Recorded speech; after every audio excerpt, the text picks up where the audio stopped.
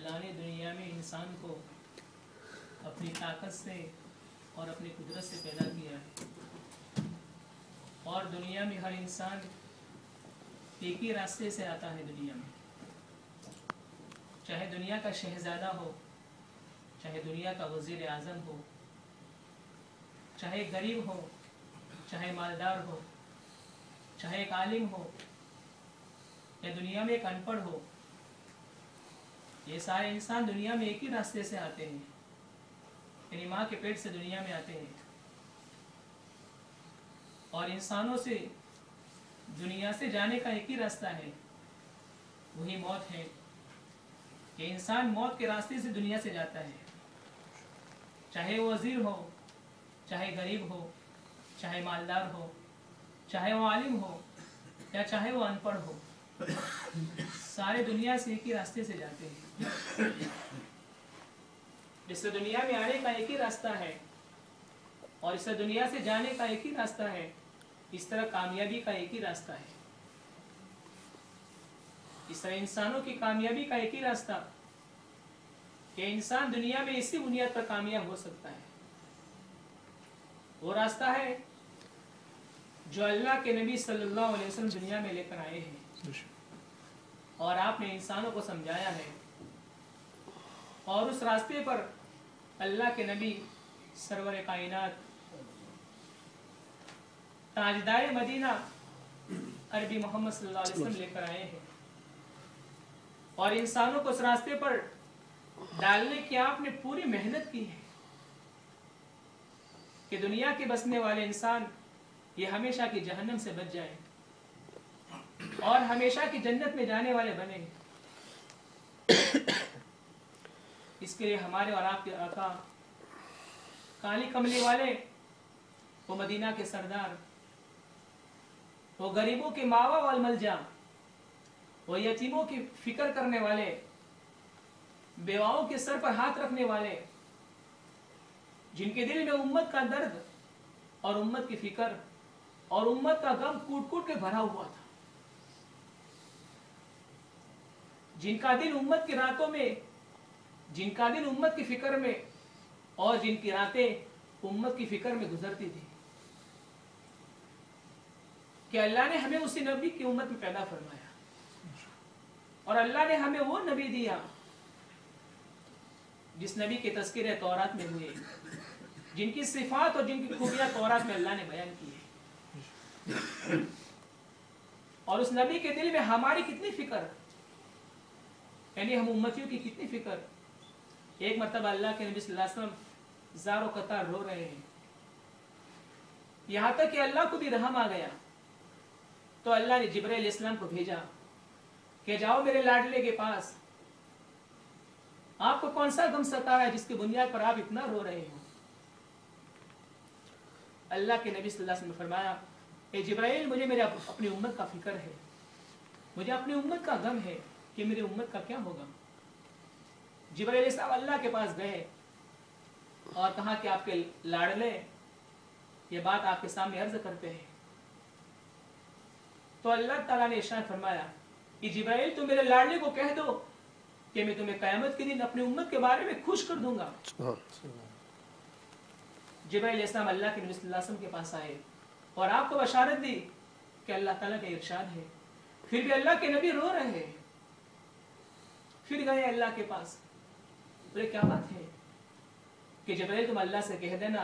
अगर मेरा एक उम्मती भी जहन्नम में गया तो मैं कभी खुश नहीं होऊंगा। जिब्राइल इस्लाम अल्लाह के पास गए और अल्लाह के सामने अर्ज किया कि आपके लाडले हबीब ये कह रहे हैं। तो अल्लाह ताला ने फरमाया कि नबी, हम तुम्हें खुश कर देंगे, हम तुम्हें पिछली उम्मतों के सामने रुसवानी फरमाएंगे। मेरे मोहतरम दोस्तों बुजुर्गों, अल्लाह ने ऐसे नबी दिए, ऐसे प्यारे नबी, जिस नबी की उम्मत में आने के लिए अंबिया अलैहिस्सलाम दुआ करते थे। ईसा अलैहिस्सलाम ने दुआ मांगी कि अल्लाह तुम मुझे उस उम्मत में पैदा फरमा। तो उलमा कहते हैं कि अल्लाह ने उनकी दुआ कबूल फरमाई और क़यामत से पहले वो उम्मती बनकर दुनिया में आएंगे और आप सल्लल्लाहु अलैहि वसल्लम के तरीकों पर चलेंगे, आपके दीन की इत्तिबा करेंगे اور انسانوں کو اس پر لانے کی محنت کریں گے۔ تو میرے محترم دوستو بزرگوں، اللہ تعالیٰ نے ہمیں ایسے لاڈلے نبی دیے ہیں، اور آپ کا دین ہمیں دیا ہے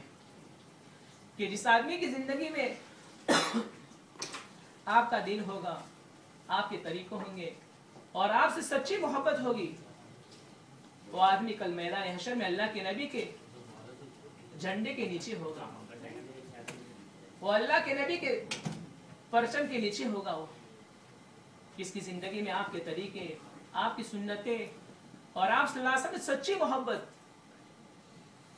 اس لیے کہ اللہ قرآن میں فرماتے ہیں اے انسانوں،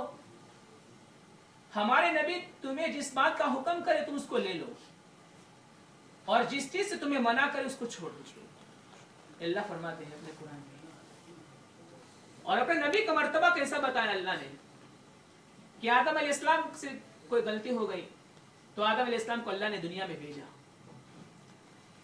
ایک غلطی ہونے کی بنیاد پر آدم علیہ السلام سالوں روتے رہے، مگر جب غلطی ہو گئی تھی تو ان کو پوچھا گیا کہ اللہ نے آپ کی توبہ کیسے قبول فرمائی؟ کہ میں جب جنت میں تھا تو میں نے عرش پر لکھا ہوا دیکھا تھا لا الہ الا اللہ محمد رسول اللہ صلی اللہ علیہ وسلم، تو میں نے گمان کیا کہ محمد جو ہے جس کا نام اللہ کے نام کے ساتھ لکھا ہوا ہے اس کا مقام کتنا بڑا ہوگا، جس کا نام اللہ نے عرش پہ لکھا ہے۔ تو آدم علیہ السلام یہ کہتے ہیں کہ میں نے محمد صلی اللہ علیہ وسلم کے صدقے میں اللہ سے دعا کی کہ اللہ یہ نبی جس کا مقام تیرے یہاں کچھ اور ہے، تو اس کے صدقے میں میری توبہ قبول فرما دے۔ تو آدم علیہ السلام کی دعا اور ان کی توبہ اللہ کے نبی صلی اللہ علیہ وسلم کے صدقے میں اللہ نے قبول فرمائی۔ اللہ نے ہمیں ایسے نبی دیے، اور اس نبی کے طریقے کیسے، جس میں ہماری دونوں جہاں کی کامیابی ہے، اور آپ پر اللہ نے ایسا قرآن اتارا جو قرآن ہمارے ساروں کے لیے ہدایت ہے، ہدی للمتقین اللہ قرآن میں فرماتے ہیں، اور آپ کا قرآن تو ہمارے لیے معجزہ ہے۔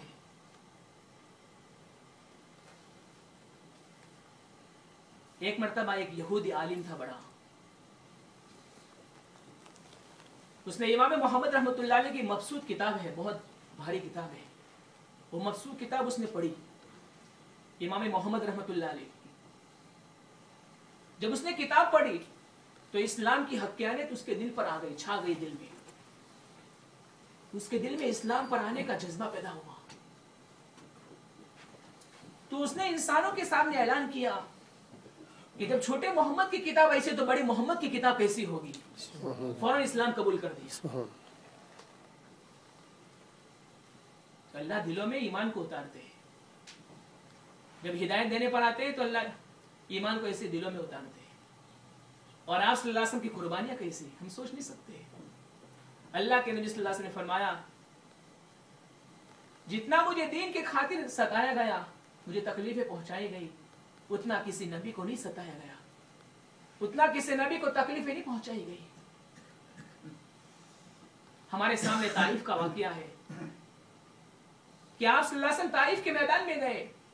اور آپ کے دل میں فکر ہے کہ مکہ والے میری بات نہیں مانتے ہیں،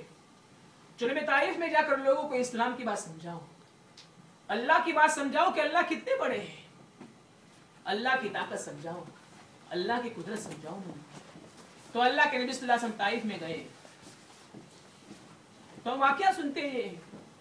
کہ طائف والوں نے اللہ کے نبی صلی اللہ علیہ وسلم کے ساتھ کیا کیا۔ حالانکہ اس زمانے میں عرب کی مہمان نوازی بڑی مشہور تھی کہ عرب لوگ اپنے مہمان کا بڑا اکرام کرتے تھے، بڑا اعزاز کرتے تھے۔ تو انہوں نے اللہ کے نبی کے اکرام کرنے کے بجائے